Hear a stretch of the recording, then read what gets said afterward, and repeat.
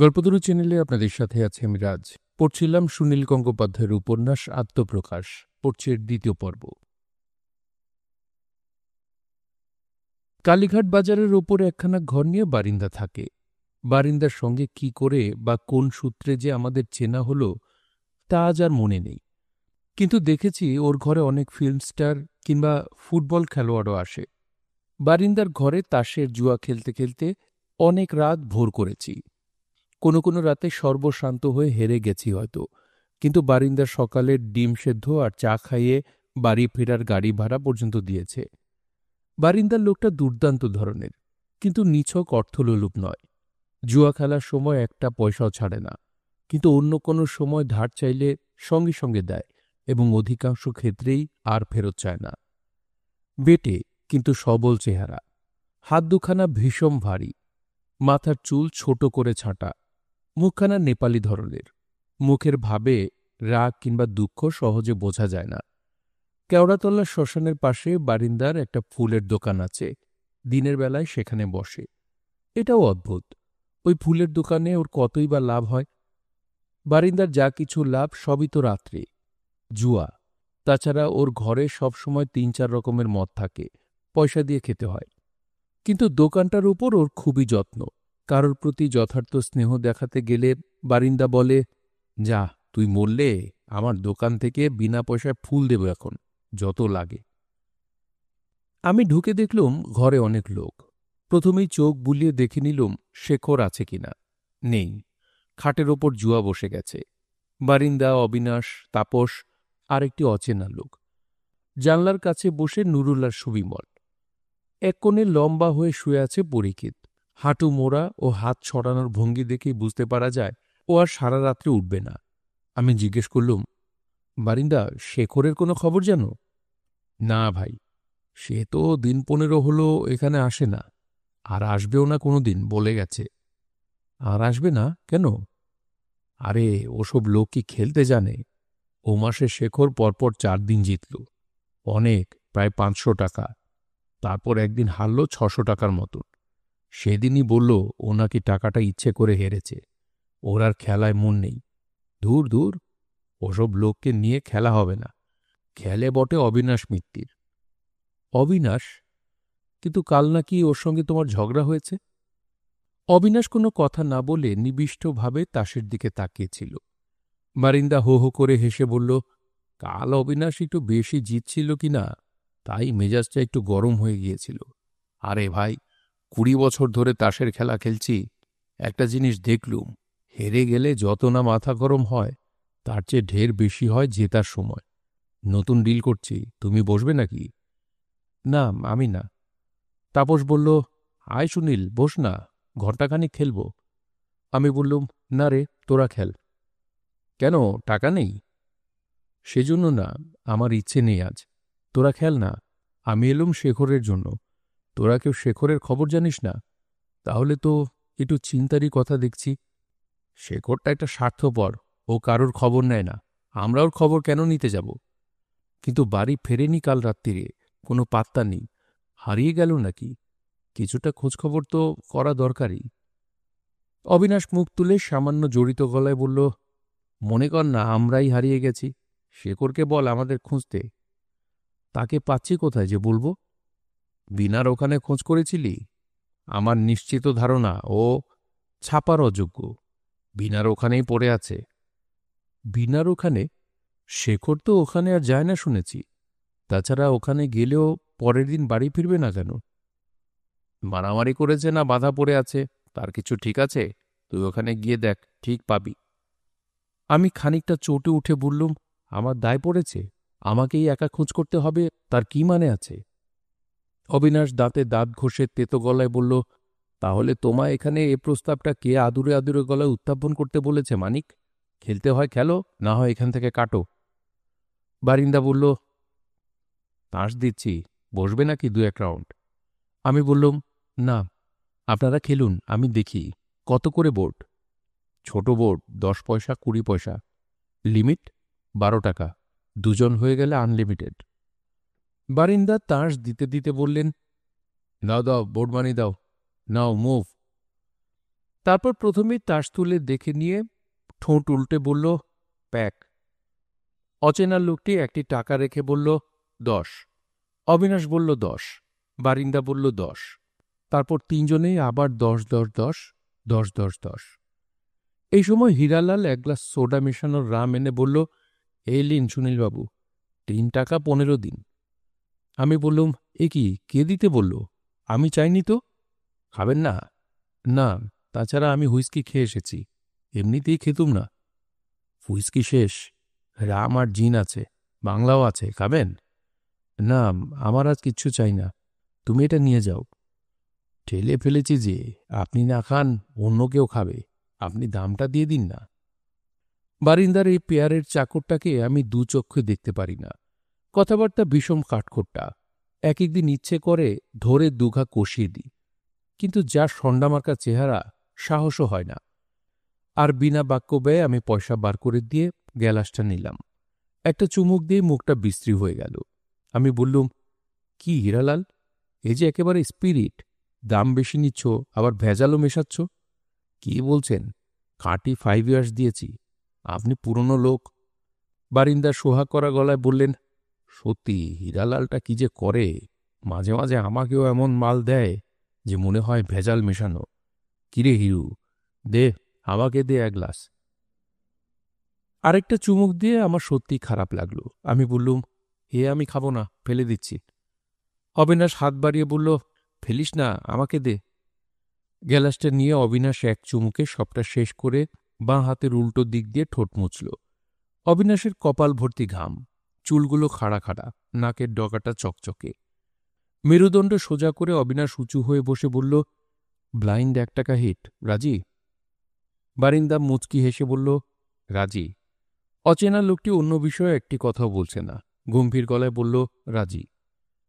সুবিমল আর নুরুল জানলার কাছে প্রায় নিঃশব্দে বসে আছে। নুরুল একটা সিগারেট নিয়ে 2 আঙুলে ডলছে। দেশলাই কাঠি খুঁচিয়ে খুঁচিয়ে সিগারেটের ভেতর থেকে তামাক বার করে ফেলেছিল। তারপর বাঁ হাতের তালু থেকে অন্য একটা মশলা সিগারেটের মধ্যে ঢোকাল। নুরুল বলল, কি সুনীলবাবু, বড় তামাক চলবে নাকি একটান? আমি বললুম, না, আমি গাঁজা খাওয়া ছেড়ে দিয়েছি। নুরুল ছোট করে হাসল, ভারী মধুর ওর হাসি। মুখ নিচু করে বলল, সবার কাছেই এক কথা শুনি, ছেড়ে দিয়েছি। ছাড়ার জন্যে নিজেকে কোয়ালিফাই করলেন কবে? ভালো করে ধরেছেন কখনো যে ছাড়বেন? উপনিষদের কর্মকাণ্ড আছে না, পর্যাপ্ত কামস্য কৃতার্থনস্তু ইহৈব সর্বে প্রবিলিয়ন্তি কামা। তার মানে পর্যাপ্ত কাম্য বিষয় ভোগ করে তবেই তো ভোগ্য বস্তুর স্বরূপ জ্ঞান হয়, বুঝলেন? ভোগ্য বস্তুর স্বরূপ জ্ঞান হলে তখনই সংসারের সমস্ত কামনা দূর হয়ে যায়। তা নয় আগে থেকেই এটা খাবো না, ওটা ছোঁবো না, ওটা করব না। এতে কি আত্মা পরিষ্কার হয়? সংসারে সাধনা করতে এসেছি, পুরো সাধনা করে যেতে হবে। আগে সব জিনিসগুলো যাচিয়ে দেখে নিতে হবে তো। গাঁজা যে ছেড়েছেন বললেন, তার আগে গাঁজা কি তা বুঝতে পেরেছেন? নুরুল প্রত্যেকটি শব্দ জোর দিয়ে উচ্চারণ করে।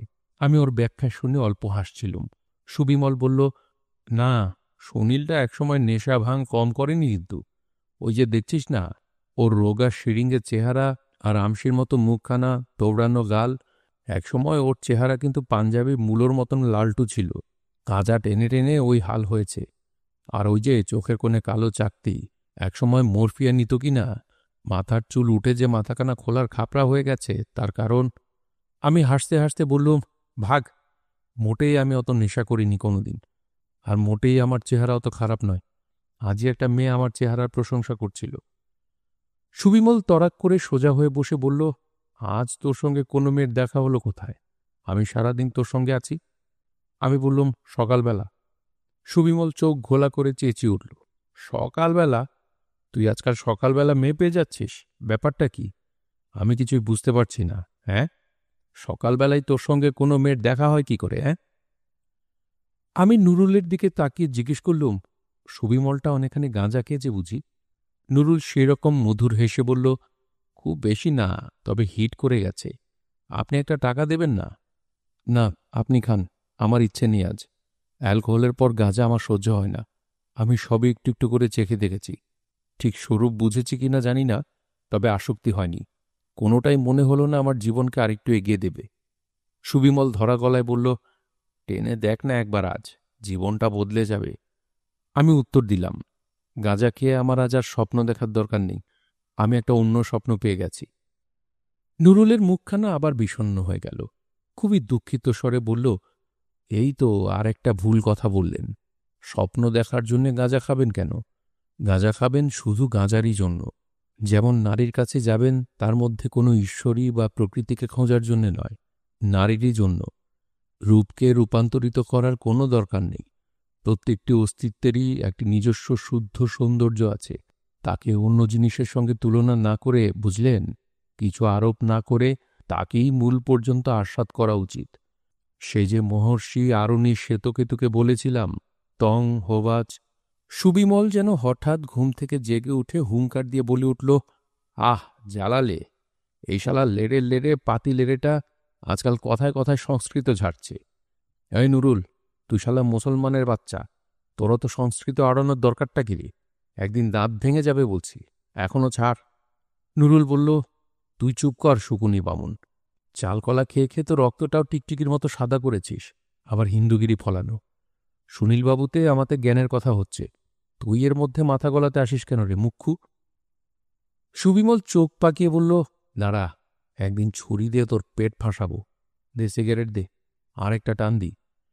নুরুল সিগারেটটা ওর দিকে এগিয়ে দিয়ে নিচু গলায় বলল, একদিন এর মধ্যে গাঁজার বদলে বিষ ভরে দেব তোকে, বুঝলি? সুবিমল হাত মুঠো করে আঙুলের ফাঁকে সিগারেটটা ভরে চোখ বুজে একটা লম্বা দম টানল। তারপর ধোঁয়াটা বার করে দম বন্ধ গলায় ফিসফিস করে বলল, দে ভাই, তাই দে, বেঁচে যাই। নিজের হাতে বিষ খাবো সে সাহস নেই। তুই যদি হাতে তুলে দিস, টপ করে খেয়ে ফেলব। খেয়ে নিজেও মরব, তোকেও ফাঁসিতে ঝোলাব। যা, ল্যাঠা চুকে যাবে। আমি নুরুলকে বললাম, আপনি ঠিকই বলেছেন, কিন্তু রূপকে রূপান্তর না করে বাঁচা বড় শক্ত। তার জন্য কি জানি, বোধহয় অনেক সাধনা করা দরকার। সে আদিকালে মানুষ যেমন টোটেমের পুজো করত, সূর্যকে মনে করত ঈশ্বর, গাছকে মনে করত দেবতা, এখনও তার রেশ রয়ে গেছে। এখনও নদী দেখলে মনে হয় নিত্য চঞ্চলা নারী, নারীকে মনে হয় নদী। রোদ্দুর দেখলে মনে হয় বর্ষার ফলার মতো, আবার বর্ষার ফলাকে মনে হয় রোদ্দুর দিয়ে তৈরি। এরকম সবসময় তুলনা দিয়ে দিয়ে আমরা কিছুই সত্যিকারের দেখতে পারি না, কিছুই বুঝতে পারি না। কোনো একটা বস্তুর মূল দেখব কি করে? সবসময় তো চোখ সরে যাচ্ছে, সবসময় তো অন্য একটা কিছু এসে তার উপর ছায়া ফেলছে। এই জন্যই দরকার আগে নিজের সম্পর্কে ঠিকঠাক হয়ে নেওয়া। নিজের সম্পর্কে যদি ভুল ধারণা না থাকে, নিজের সম্পর্কেও যদি উপমা না মনে আসে, ইতিহাস থেকে নিজেকে আলাদা করে নেওয়া যায়, তবে বুঝবেন অন্য জিনিসের মূল পর্যন্ত যাবার একটা পথ পাওয়া যায়। ফলকে ভাঙুন, তার মধ্যে বীজ, বীজকে ভাঙুন, তার মধ্যে কিছু না। পেঁয়াজ কিংবা বাঁধাকপির পরতের পর পরত খুলে যান, ভেতরে কিছু না।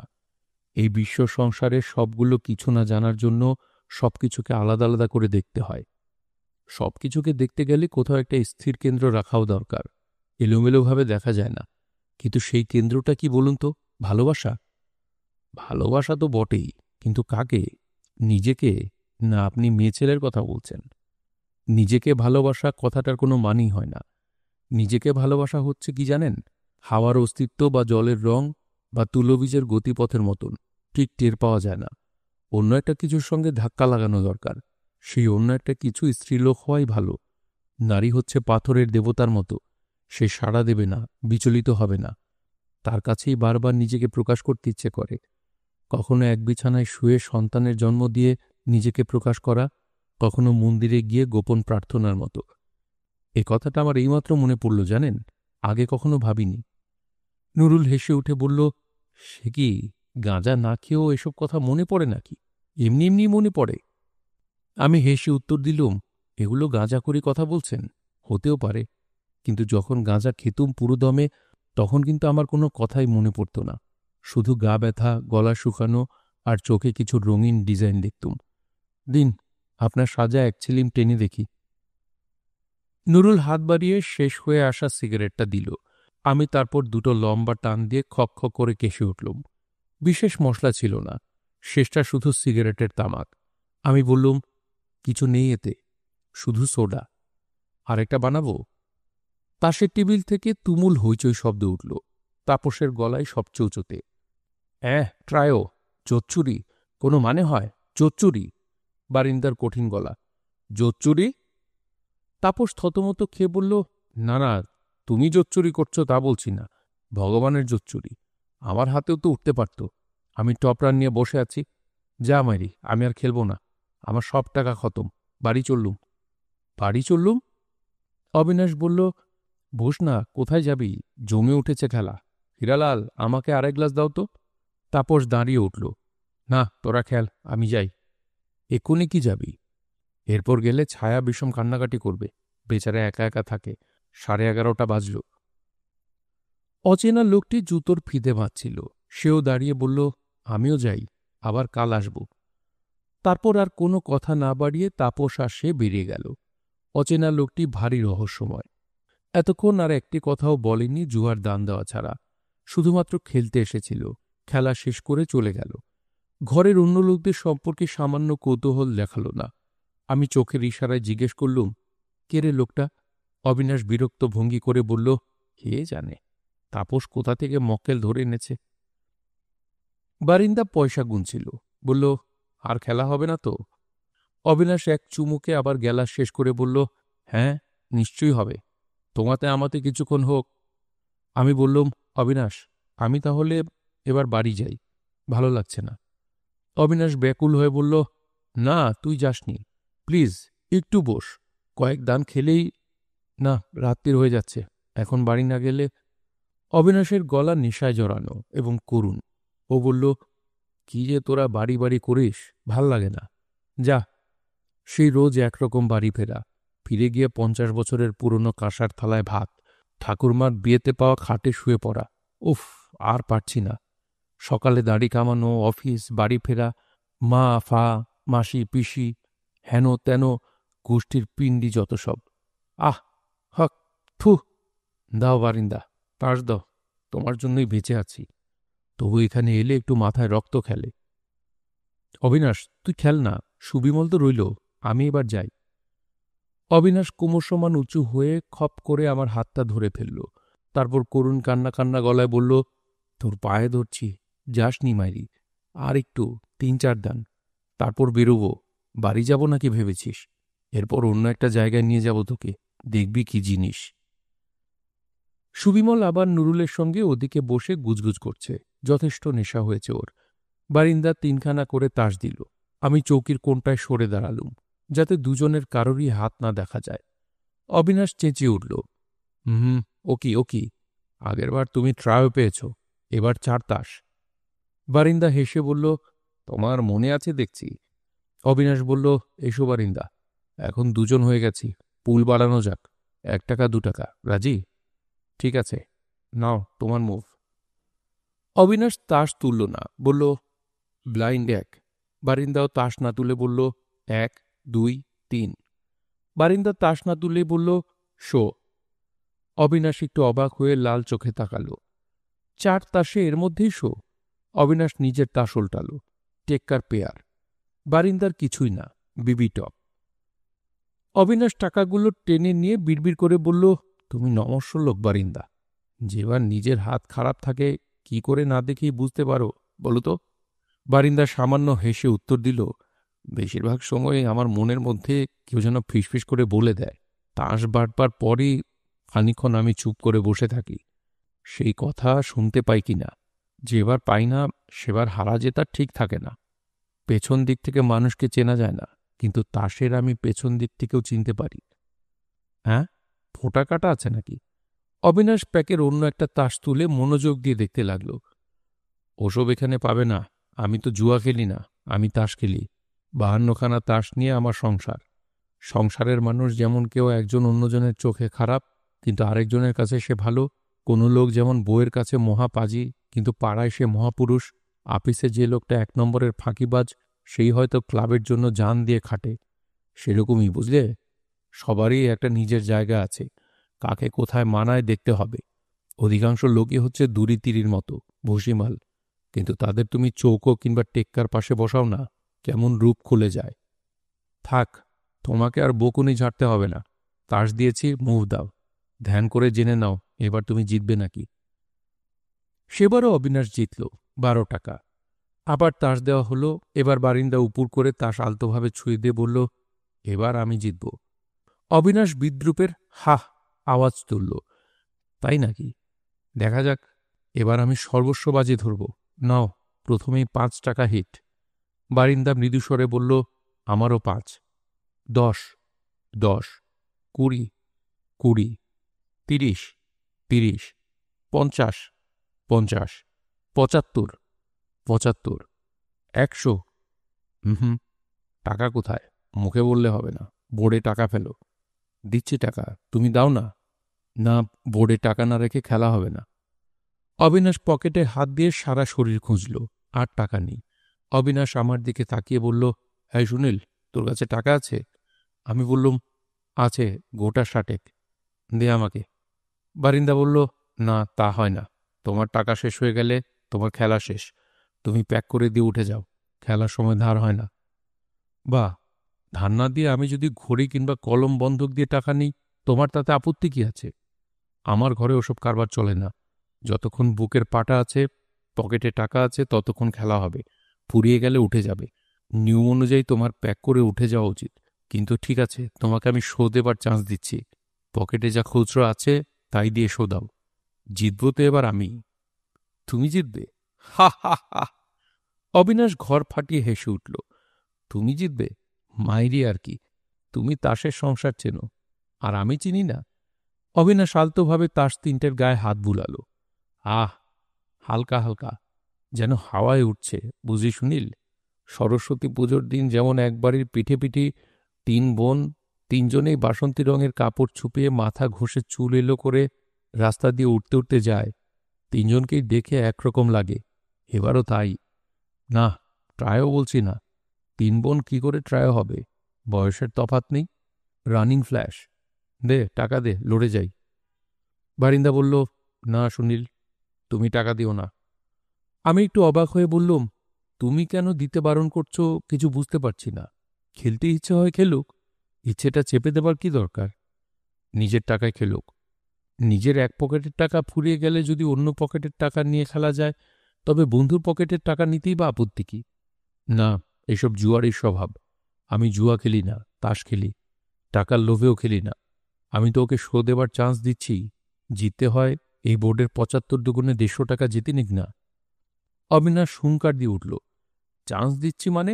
দয়া করছো? হ্যাঁ, খালি বড় বড় কথা। জুয়া নয়, তাস খেলো। এই কমাসে 1000 টাকা খিঁচে নিয়েছ? হ্যাঁ, এখন আমি তাস চিনতে পেরেছি অমনি ভয়? বারিন্দা আহত মুখে বলল, আমি ভয় পাইনি মোটেই। আমি তোমাদের কাছ থেকে টাকা মোটেই খিঁচে নিইনি। তোমরাই হেরেছ। আমার ঘরে বসলে আমার নিয়মেই খেলতে হবে। না ইচ্ছে হয় এসো না। আমার অন্য অনেক পার্টি আছে। তোমাদের মতো ফালতু লোকদের আমার দরকার নেই। এক এক দিন তোমার এক এক রকম নিয়ম। শ্মশানের পাশে ব্যবসা করো তুমি, 1 নম্বরের শুকুনি। আজ তোমার চালাকি ভাঙছি। আজ শেষ পর্যন্ত খেলতে হবে। একটা খালি সিগারেটের টিনে বারিন্দার টাকা আর খুচরো রাখা ছিল। চোয়াল শক্ত করে বারিন্দার সেটা বাঁ হাতে চেপে ধরল। তারপর বলল, তোমাকে 2বার চান্স দিলুম, তুমি নিলে না। আজ খেলা শেষ। বারিন্দার ডান হাতে বাড়িয়ে বোর্ডের টাকাগুলো নিতে গেল। খবরদার! অবিনাশ আর বিন্দুমাত্র সময় না দিয়ে শক্ত ঘুষি মারল বারিন্দার চোয়ালে। বারিন্দা একপাশে হেলে পড়তেই খুচরোগুলো ঝনঝন করে ছিটকে গেল মাটিতে। আর সময় না দিয়ে অবিনাশ আরেকটা ঘুষিতে ওকে খাট থেকে ফেলে দিল। বারিন্দা পড়ে গিয়েই সঙ্গে সঙ্গে উঠে দাঁড়াল। সুবিমল আর নুরুল উঠে দাঁড়িয়েছে। আমার হয়তো তখন উচিত ছিল ওদের বাধা দেওয়া, তাহলে পরে আমাকে অতটা সহ্য করতে হতো না। কিন্তু সেই মুহূর্তে যেন আমার মনে হল, শুধু আজকের ঘটনার জন্যই নয়, বারিন্দার অবিনাশের যেন একটা পুরনো ঝগড়া আছে, সেটা ওদের মিটিয়ে ফেলা ভালো। 2জন সমর্থ পুরুষ মুখোমুখি দাঁড়িয়ে, সেখানে আমার কোনোই কথা বলার মানে হয় না। নুরুল নিশাচ্ছন্ন গলায় দেয়ালের দিকে সরে গিয়ে বলল, আমি কোনো দলে নেই, আমি। সুবিমল চুপ করে দিশেহারা হয়ে দাঁড়িয়ে। খাটের ওপাশে অবিনাশের লম্বা ভয়ঙ্কর চেহারা। খাটের এপাশে বারিন্দা, ঠোঁটের কোণ দিয়ে রক্ত পড়ছে। লোহার মতো 2 হাত ছড়িয়ে অবিনাশের দিকে তাকিয়ে বলল, আয় কুত্তা। অবিনাশও হিংস্রভাবে বলল, আয়। পর্দার ওপাশ থেকে হীরালাল বেরিয়ে এলো। বোধহয় ভাত খাচ্ছিল। এক হাত তখনও এঁটো। অবিনাশের সামনে দাঁড়িয়ে বলল, এই অবিনাশবাবু, কি করছেন কি? বড় নেশা হয়ে গেছে আপনার। যান, বাড়ি যান। অবিনাশ তাকে বাঁ হাতের এক ছটকা মেরে বলল, সর। বারিন্দাও বলল, তুই সর হীরালাল। হীরালাল তবু অবিনাশের একটা হাত চেপে ধরল। এই সময় হঠাৎ কি হয়ে গেল। সুবিমল ছিটকো ওপাশে গিয়ে হীরালালকে বলল, এই, তুই গায়ে হাত দিচ্ছিস কেন? ছাড় না। হীরালাল সুবিমলকে সম্পূর্ণ অগ্রাহ্য করে বাঁ হাত দিয়ে এক ধাক্কা দিল। নেশায় হালকা শরীর সুবিমলের টোলে পড়ে গেল দরজার কাছে। হীরালাল ঘরের দরজা খুলে হুকুমের সুরে অবিনাশকে বলল, যান, চলে যান। অবিনাশ বলল, চোপ, এবং সেই সঙ্গেই সুবিমল মাটি থেকেই হীরালালকে একটা লাথি মারল। হীরালাল সঙ্গে সঙ্গে ঘুরে গিয়ে এমন জোরে সুবিমলকে লাথি মারল যে ধপ করে প্রচণ্ড শব্দ হল তার। সুবিমল দরজা দিয়ে গড়িয়ে গেল বাইরে। সেই মুহূর্তে ছুটে গিয়ে পর্দার ওপাশ থেকে হীরালাল একটা 12 ইঞ্চি ছোরা নিয়ে আসতেই অবিনাশও শট করে বেরিয়ে গেল দরজা দিয়ে। তখনই আমি আঘাতটা পেলাম। আমাকে কিছু ভাববার সুযোগ না দিয়ে বারিন্দার চকিতে ঘুরে গিয়ে আমার কানের ওপর একটা 1 মণ ওজনের ঘুষি মেরেছে। আমার যন্ত্রণা আর বিস্ময়ের মধ্যে কোনটা বেশি ছিল বলা যায় না। আমি এরকম আক্রমণের কথা কল্পনাই করিনি। আমার মাথার মধ্যে ঝন করে উঠল। এমন ব্যথা পেয়েছিলাম যে প্রথমে ভেবেছি যে আমার পিঠে বোধহয় ছুরি বসিয়ে দিয়েছে। আমি টলে গিয়ে পড়তে পড়তে জানলাটা ধরে সামলে নিলাম। চোখ ঝাপসা। আস্তে আস্তে মুখ তুলে দেখি দেয়াল সেটে দাঁড়িয়ে আছে নুরুল, মুখ ফ্যাকাশে, মাটিতে অজ্ঞান হয়ে পরিচিত। সুবিমল আর অবিনাশ নেই, হীরালালও নেই। খোলা দরজা অনেক দূরে। ইস, মাটিতে কত খুচরো পয়সা। একেবারে সামনাসামনি দাঁড়িয়ে আছে বারিন্দা। এমনিতে বারিন্দা শান্ত ধরনের মানুষ। এখন অকল্পনীয় নিষ্ঠুর মুখে চুপ, চোখ জ্বলছে, ঠোঁটের পাশে রক্ত। এরই মধ্যে বোধহয় একবার রক্তটা মুছবার চেষ্টা করেছিল। তার বাঁ গালে একটা রক্তের পোঁচ। আমি তো কখনোই কারোকেই মারতে পারিনি। জীবনে অনেককে মারতে চেয়েছি, ভেবেছি কঠিন শাস্তি দেব, কিন্তু তাদের সকলেরই হয় আমার চেয়ে গায়ের জোর বেশি অথবা অনেক কম। সমান সমান কারোকেই তো পাইনি। কারোরই গায়ে হাত তোলা হয়নি তো এ পর্যন্ত। আর কোনো দরকার ছিল না। তবু বোধহয় মারার ঝোঁকেই বারিন্দা আমাকে আবার মারল চোয়ালে। খুব জোরে নয়, তবু বুঝতে পারলুম থুতনির কাছে কেটে গেছে। মাটিতে 1 ফোঁটা রক্ত দেখে মাথা ঝিমঝিম করে উঠল। এখন আত্মরক্ষার চেষ্টা না করলে হয়তো এরা আমাকে মেরেই ফেলবে। কিন্তু প্রথমেই আঘাত করে বারিন্দা আমাকে বিষম দুর্বল করে দিয়েছে। আমি মাথাটা না তুলেই বারিন্দার দিকে একটা হাত চালালুম অনির্দিষ্টভাবে। বারিন্দার কাঁধের পাশ ঘেঁষে একটু আলতোভাবে লাগল। বারিন্দা খপ করে আমার সেই হাতটা চেপে ধরল, ধরেই মুচড়ে দিল অসম্ভব জোরে। আমি কুকুরের মতন আ আ করে প্রবলভাবে চেঁচিয়ে উঠলুম। বারিন্দা আমার মুখ চাপা দিয়ে বলল, চোপ। তারপর 2 হাত দিয়ে বারিন্দা আমার বাঁ হাতটা পেছন দিকে নিয়ে এসে এমনভাবে মুচড়ে ধরল যে আমি যেন মৃত্যু যন্ত্রণা পেলাম। আমি ফিসফিসিয়ে বললুম, বারিন্দা, আমাকে আর মেরো না, ছেড়ে দাও, ছেড়ে দাও, তোমার পায়ে পড়ছি। তখনই আমি একটা জিনিস লক্ষ্য করেছিলাম যে বারিন্দা আমার বাঁ হাতটা মুচড়ে ধরেছিল, কিন্তু আমার ডান হাতটা তখনও সম্পূর্ণ মুক্ত। সেটাও অবশ হয়ে আছে। ডান হাতটা দিয়ে আমি বারিন্দাকে একটা মারতে পারতুম, কিন্তু ডান হাতটা তোলারই কোনো সামর্থ্য নেই। সেটা এমনি ঝুলছে, কোনো কাজে লাগছে না, যেন আমার সঙ্গে কোনো সম্পর্ক নেই। ডান হাতটা নুরুলের মতো নিষ্পৃহ বা পরীক্ষিতের মতন অজ্ঞান। সে মারামারির মধ্যে যেতে চায় না। বারিন্দা বলল, খুব বন্ধুত্ব দেখাচ্ছিলে, বারিন্দা, ছেড়ে দাও, তোমার সঙ্গে আমার কোনো ঝগড়া নেই। ছেড়ে দাও, তোমার পায়ে ধরছি। ধর, পায়ে ধর। নিচু হতে পারছি না। বারিন্দা হাত সামান্য আলগা করল। আমি মাটিতে হাঁটু মুড়ে বসে অসহায়ভাবে মুখ তুলে বললুম, বারিন্দা, আমাকে অপমান করে তোমার কি লাভ? ধর, পায়ে ধর আগে, এবার নাক খত দে। বিষম দুঃখে আমার বুকটা খুব হালকা হয়ে গেল হঠাৎ। আমি শান্ত ছেলের মতন নাকখত দিয়ে খাটের পায়া পর্যন্ত এসে সেরকমভাবেই মুখ রেখে বললুম, কতখানি? আমি সারা ঘরে নাকখত দিতে পারি, তুমি তাই চাও? আমি তোমার পা ধরে তোমার পায়ের তলা থেকে ধুলো নিয়ে জিভে ঠেকাতে পারি, তুমি তাই চাও? বলো, তুমি কি চাও? বেঁচে থাকার জন্য আমি সব কিছু করতে পারি, বলো। যা, এবার বেরিয়ে যা, আর কখনো আসিস না। আমি সেরকম শান্ত মুখে বললুম, না, যখন আবার আসব একা আসব। একা কেন? গুন্ডার দল নিয়ে, পুলিশ নিয়ে যেমন ইচ্ছে আসতে পারিস। বারিন সামন্ত কারোকে গ্রাহ্য করে না। আমি সেরকম শান্তভাবে বললুম, না, যখন আবার আসব একা আসব। সিঁড়িটা অন্ধকার, কোনো শব্দ নেই। দিনের বেলা এখানে বাজার বসে। সেই তুমুল গোলমালের কথা মনে পড়লেই এখানকার নিস্তব্ধতা এত গাঢ় মনে হয়। তাছাড়া এখন আমার মাথায় কোনো শব্দও ঢুকবে না। নিচের ধাপে হীরালাল ধার ঘেঁষে দাঁড়িয়ে আছে। ওর হাতের ছুরিটা দেখা যাচ্ছে না। আমায় দেখে হীরালাল ফটফটে সাদা দাঁত দেখিয়ে হাসল। আমি একটু দাঁড়ালুম। সরু গলিতে হঠাৎ ষাঁড়ের মুখোমুখি এলে যেমন মনে হয়, ষাঁড়ের শান্ত অন্যমনস্ক মুখ, পাশ দিয়ে গেলে গুঁতোতেও পারে, না গুঁতোতেও পারে। দু একজন লোক পাশ দিয়ে সরু হয়ে চলে যায়, ষাঁড় কিছুই বলে না। আবার কোনো একটা লোককে দেখে হঠাৎ শিং নাড়া দেয়। আমি ঠিক সেই রকম দ্বিধায় পড়লুম। আমি হীরালালের দিকে তাকিয়ে হাসলুম। তারপর এক পা করে নেমে আসার সময় আমার সমস্ত শরীর শিরশির করতে লাগল। আমি বুঝতে পারছি যে আমি একটা বোকামি ভরা দুঃসাহসের কাজ করছি। হীরালাল তার শিং নাড়া দিয়ে উঠবে কিনা কিছুই ঠিক নেই, কিন্তু এখন আর থামা চলে না। এখন আমার নেমে যেতেই হবে। আমি দুর্বল ভাঙা হাসি দিয়ে বললুম, কি হীরালাল? হীরালাল আফসোস করার সুরে উত্তর দিল, কি যে ঝঞ্ঝাট করেন। ওকে পেরিয়ে আসার পর হীরালাল সাধারণ গলায় বলল, যান, ওই দুই বাবু রাস্তার ওপারে দাঁড়িয়ে আছে। বাবু? একটু আগে সুবিমলের পেছনে অত জোরে লাথি কষাবার পর এখনও সুবিমলকে বাবু বলছে হীরালাল? হাজার হোক চাকর তো, ওকে দু-চার আনা বকশিস দিয়ে আসা উচিত ছিল বোধহয়। বাইরে বেশ জোরে বৃষ্টি এসেছে। সারা রাস্তা জুড়ে বৃষ্টির চটচট শব্দ। আমি দৌড়ে রাস্তা পেরিয়ে ওপাশের গাড়ি বারান্দায় এলাম। সুবিমল একটা দোকানের রকে এলিয়ে বসেছিল। অবিনাশ রেলিং ধরে দাঁড়িয়ে আমার অপেক্ষায়। উত্তেজিতভাবে বলল, তোর কিছু হয়নি তো? আমি তোর জন্য আবার যাব ভাবছিলাম, কিন্তু সিঁড়ির মুখে হীরালালটা এমন ছুরি নিয়ে। আমি বললুম, না, ঠিক আছে। ১ নম্বরের গুন্ডা, আমি পুলিশ এনে ওদের ধরাব। সুবিমলের কি হল? কিছু না, ওর নেশা হয়েছে বেশি। তুই বারিনকে কয়েকখানা ঝেড়েছিস তো? ইস, তোর থুতনিতে রক্ত কেন? চল, পানের দোকান থেকে চুন লাগিয়ে দি। না না, চুন লাগালে ঘা সারতে দেরি হয়। এবার বাড়ি চল। তখনই বললুম, বাড়ি যাই, তোর জন্য থেকে গিয়ে। অবিনাশ বেশ খুশি গলায় বলল, বারিনকে আমি যা দুখানা কষিয়েছি ও সারা জীবন মনে থাকবে। তুই ২-১খানা দিতে পারলি না? আমি খুব ক্লান্ত অবসন্ন বোধ করছিলুম। মাথার মধ্যে ঝিমঝিমনি তখনও কমেনি। আমি বললুম, না, আমাকে বেকায়দায় পেয়ে। কানে এত জোরে মেরেছে এখনো। ওহ, তোর জন্য এরকম মার খেলুম। অবিনাশ আমাকে সান্ত্বনা দিতে চাইল।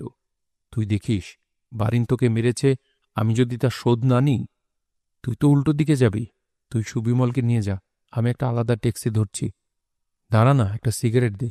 আমার কিন্তু বেশ ভালো লাগছে, বুঝলি? ব্যাপারটা বেশ জমে গিয়েছিল। হীরালালটা যদি ছুরি না বার করত, আমি ওদের শুয়োর পেটাতুম। আমি ভেবেছিলুম তুই বারিনকে একা অনায়াসে। আচ্ছা দেখ না, ওর দোকানে আমি আগুন জ্বালিয়ে দেব। তোর গায়ে হাত তুলেছে, আমি তার এমন শোধ নেব। ছেড়ে দে না, তুই বারিনকে মারলি, বারিন্দার তোর শোধ নিল আমার ওপরে, আবার আমাকে মারার শোধ নিবি। ও হয়তো তার শোধ নেবে পরীক্ষিতের ওপর। তাই তো, পরীক্ষিত ওখানে রয়ে গেছে। ওকে যদি। থাক, পরীক্ষিতের কিছু হবে না। ট্যাক্সি! আমাকে ট্যাক্সি পর্যন্ত তুলে দিতে এসে দরজার কাছে দাঁড়িয়ে অবিনাশ বলল, ৫টা টাকা দিয়ে যা, আমি ফতুর। তারপর একমুখ হেসে বলল, আজকের ব্যাপারটায় সবচেয়ে কি ভালো হলো বলতো? অনিচ্ছা সত্ত্বেও আমি ক্লিষ্টভাবে হাসলুম। অবিনাশ কি বলতে চায় আমি বুঝতে পেরেছি। বললুম, বারিন্দার কাছে আর কখনো আসতে হবে না। বাঁচলুম। চুম্বকের মতো এই জায়গাটা টানত। এমন নেশা হয়ে গিয়েছিল, তাসের জুয়া খেলে সময় নষ্ট করার কোনো মানে হয়? অথচ ওনারা বলে ছাড়তেও পারছিলুম না। এখানে আসা বন্ধ করার কোনো যুক্তিও তো পাচ্ছিলুম না মনে মনে। যুক্তির চেয়ে মারামারি কত ভালো। একটা মারামারিতে ব্যাপারটা চুকে গেল। আর এখানে আসতে হবে না কোনোদিন। রিভিল্ড। কিরকম কায়দা করে ঝগড়াটা বাঁধালুম দেখেছিস? আর সেজন্যই মার খেতে হলো আমাকে। চললুম। শেখরের মা সকাল ৯:৩০ থেকে ১১টা পর্যন্ত ঠাকুর ঘরে থাকেন। আমি জানতুম। সেই হিসেব করেই গিয়েছিলাম ১১টা আন্দাজে। কিন্তু তিনি তখনও ঠাকুর ঘর থেকে বেরোননি। শেখরের ছোট বোন তপতি আমাকে বলল, আপনি ভেতরে এসে বসুন। আমি শেখরের ঘরেই গিয়ে বসলুম। পরিতোষ ইউনিভার্সিটিতে চলে গেছে। তপতির এখনও বিএ পরীক্ষার রেজাল্ট বেরোয়নি বলে বাড়িতে বসে মোটা হচ্ছে। এর বেশি মোটা হয়ে গেলে ওর বিয়েটিয়ে হওয়াই মুশকিল হবে। একেই তো তপতি কানে খুব কম শোনে। প্রত্যেকটা কথা চোখের দিকে না তাকিয়ে বললে বুঝতেই পারে না। কিন্তু সবসময় কে একটা মেয়ের দিকে চোখাচোখি করে কথা বলতে পারে? অনেক কথাই তো চোখ নামিয়ে বলার, সেই জন্যে আমি পারতপক্ষে তপতির সঙ্গে খুবই কম কথা বলি। যেমন এইমাত্র তপতি জিজ্ঞেস করল আমি চা খাবো কিনা। চা খাওয়ার একটু ইচ্ছে নেই আমার। আমার বলা উচিত ছিল আমি অফিস যাবার জন্য ভাত খেয়ে বেরিয়েছি, এখন আর চা খাবো না। কিন্তু এত বড় সেন্টেন্সে যদি তপতি শুনতে না পেয়ে বুঝতে না পারে, যদি এরপরও অনুরোধ করলে আমাকে আরও বড় সেন্টেন্স বলতে হয়, এই ভয়ে আমি কোনো কথাই না বলে ঘাড় নেড়ে সম্মতি জানালুম। তপতি চা আনতে গেল। শেখরের ঘরের টেবিল ক্লকটা বন্ধ হয়ে আছে, কেউ দম দেয়নি। 3টে চিঠি টেবিলে রাখা, কেউ খোলেনি। একটা বই অর্ধেক পড়া অবস্থায় উল্টে রাখা। এসব দেখলে গা ছমছম করে, মনে পড়ে মৃত্যুর কথা। কিন্তু শেখর মরবে কেন? না, ওর মরার কোনো সম্ভাবনা নেই। আমি নিশ্চিত জানি শেখরের যত কিছু পরীক্ষা সবই ওর জীবন নিয়ে, জীবন শেষ করার জন্য না। শেখর দীর্ঘদিন বাঁচবে, অন্তত আমার চেয়ে বেশি দিন। অবিনাশের চেয়ে বেশি তো নিশ্চয়ই।